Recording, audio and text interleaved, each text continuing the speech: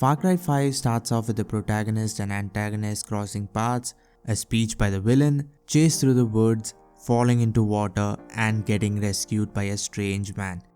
Guess how Far Cry 3 starts off? The protagonist and antagonist cross paths, a great monologue by the villain, chase through the jungle, falling into water, getting rescued by a strange man. These aren't the only things Far Cry 3 and Far Cry 5 have in common. Even though Far Cry 5 takes a lot from Far Cry 4, which was, let's be honest, a blatant copy of Far Cry 3, it's still a great game, even while being technically a copy of a copy. You're introduced to the world and most importantly the villain in the first section of the game, and it is great. Boy, Ubisoft can do some great prologues.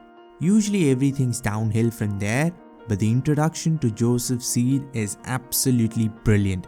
Even though they break an important rule of storytelling, show don't tell, they say everything so well, you don't need to see him be a monster. The way everyone is terrified of the man somehow feels very real and not video gamey. Even though Joseph isn't the best antagonist in the Far Cry universe by any stretch, I really love the way he was introduced here.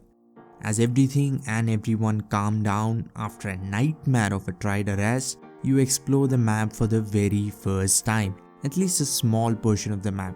And this is when you realize how beautiful the world and the game are. The setting here isn't as exotic as Rock Islands or the foothills of the Himalayas or even the beautiful island of Yara. This is a relatively mundane map in that regard, but it's not disappointing in any way. You have a good sized map with a great deal of diversity, and on top of it, every single corner of the map is beautiful. For the first time in the series, there is no minimap.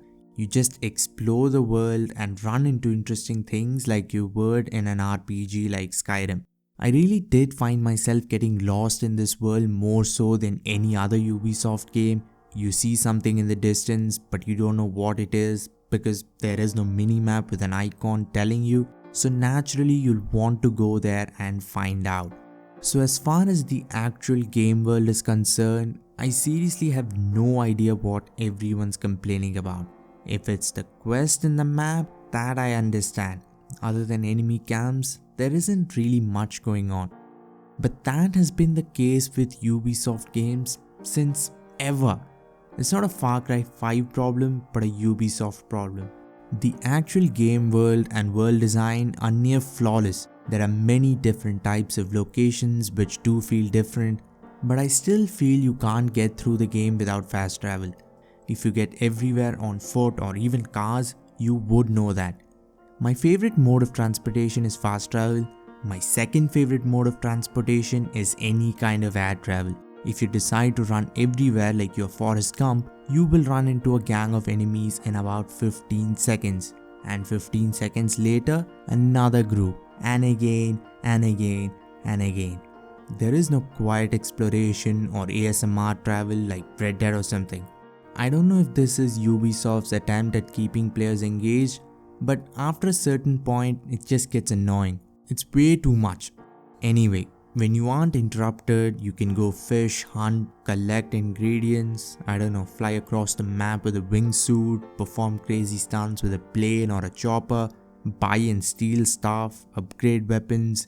You aren't climbing towers every half hour, thank God for that. They even included a joke early on in the game. I know what you're thinking, and no.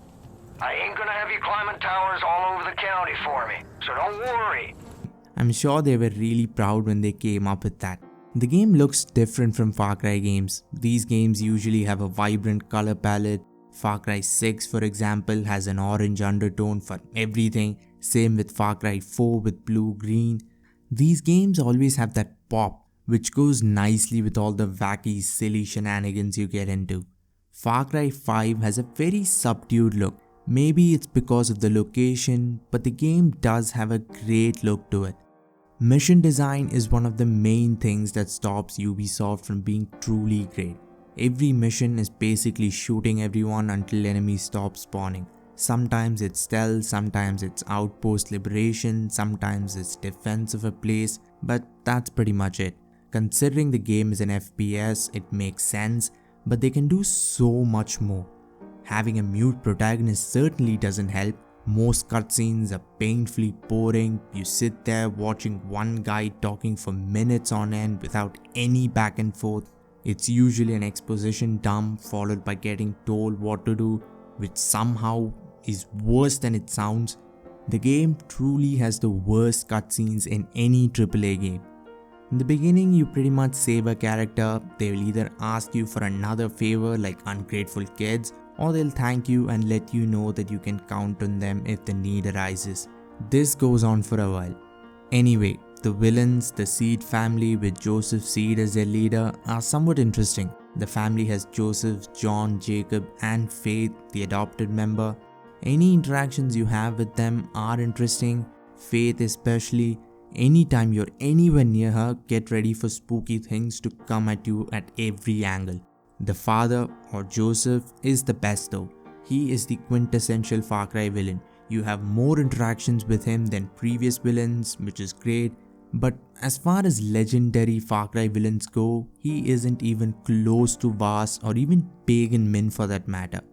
Far Cry 5 is a game that works best when the player playing it is somewhat creative.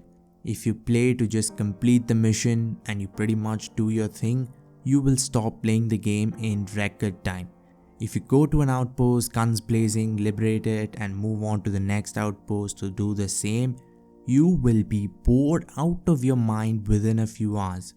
The aim should be to find new ways and not just completing missions. Lure a predator, use explosives, bring a plane, stealth, normal FPS stuff, rigging a car or bringing one of the many different companions. These are a few of the many ways you could progress and more importantly, have fun doing it. Your roster of companions do add a lot, but Boomer the dog and Nick Wright, who provides as support, are definitely the most useful.